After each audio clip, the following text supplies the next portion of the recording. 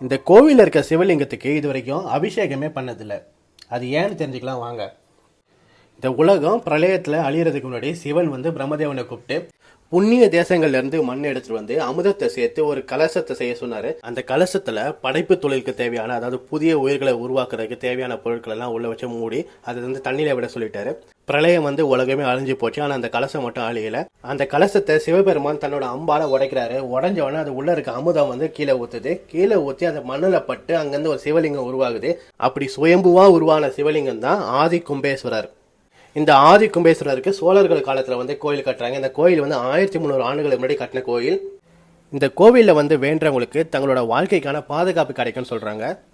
அது மட்டும் இல்லாமல் இந்த கோவிலில் முருகர் 6 முகத்தோட 6 கரங்களோடு இருக்காரு. இது வேற எங்கேயும் இல்லைன்னு சொல்றாங்க. இந்த கோவில் கும்பகோணத்தில் இருக்கு. கும்பகோணத்தில் இருக்க முக்கியமான கோயில்கள்ல இதுவும் ஒன்று. இந்த கோயிலோட பெருமையை பத்தி சொல்லணும்னா நிறைய சொல்லிக்கிட்டே இருக்கலாம். நீங்க இந்த கோயிலுக்கு போயிருக்கீங்களா?